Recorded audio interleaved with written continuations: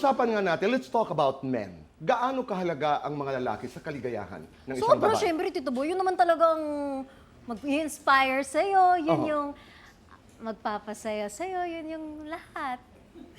Okay. Kaya mo manligaw sa lalaki? Ay, Tito Boy, yun lang hindi. Hindi ko kaya mag-first move masyado. As much as possible, gusto ko sila una para mamaya ma-offend sa akin o hindi Oo. masyado. Pag biruan, kaya ko. Pero pag seryoso na, ligawan kita. Boom. Anong klaseng ligaw ang preferred mo? Gusto mo yung, what language? Bulaklak, date, Ako po, gusto ko po time, tsaka acts of service. And, syempre, unang-una, manligaw ka sa pamilya ko bago sa akin. Importante. Yes. Umaakyat ng ligaw, kilala ang mama, kilala ang mga kapatid. Oo. Kasi hindi ako papayagan ng sino-sinong lalaki. Tapos, lalabas-labas ako. Gusto ko, syempre, aware yung nanay ko. Ito yung mga kasama ko. So, magpakilala ka. Yung mga red flags, halimbawa pag may nagkaka-interest sa'yo, ano ang mga red flags para sa'yo? Red flag sa akin, Tito Boy, yung babaero. Tsaka yung mayabang. Turn Okay. off agad ako dun. Kahit anong yaman mo, kahit anong gwapo mo, pag mayabang ka, ayoko sa'yo. Kaagad yun, ayaw na. Wala na. You are a social media superstar. I'm sure marami ang nagme-message. I mean, do you... Marami? Marami po. Oh, how do you handle them? Do you entertain? Pag bet ko, oo, sumasagot talaga ako. Pag nagsaslide sila sa DM ko, tapos bet ko, tara, likal, labas tayo.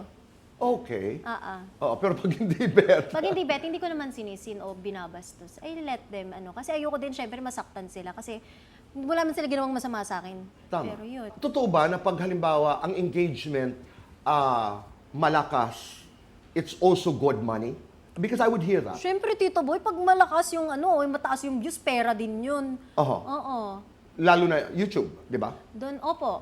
Yes. Oo. Is money better in social media? Yes. Wow. Okay. As in, As in, malaki po. As Ano ba in- yun? Digits? 1, 2, 3, 4. 6, 7. Ano ba yun? Basta millions. Millions. 7. 7, Sabi ko sa'yo, hindi ako magaling sa Ako number. din, hindi rin ako. Kaya binibilang ko rin kung ilan. Pero there are good months, there are bad months. Or talagang consistent. Consistent po, millions. Galing. At saka napakaswerte mo. Kasi magkaibang mundo, bahagi ka eh. You're in show business, you are in social media, and not everybody has been successful. Do you realize that? Nasa pagkadami-dami ng rejection na pinagdaanan mo. Ngayon naman, pwede ka dito, pwede ka sa showbiz. Ako po, sobrang, alam ko po na blessed ako. Hindi po ako tanga na, ay, ganun po ba? Alam ko pong blessed ako. Kaya nga po ako nagsishare ng blessings at kaya nga po ako nakaka-appreciate sa mga ginagawa ko. Kaya din ako nagsisipag is because I am blessed and I will work as much as I can. Halimbawa sa movies, how far would you go? Would you do frontal nudity? Baka sila hindi nila kayanin. Oo. Kung kailangan. Kung kailangan ng Opo, role, kailangan ng Yes. gawin, you would do it. Kung para sa trabaho at maganda naman yung script at maganda yung storya, why not? That's how comfortable you are with your body. Anong inseguridad mo? Marami pa rin. Katulad? I think na-embrace ko kasi lahat ng insecurity ko. Pero dati yung ilong ko po.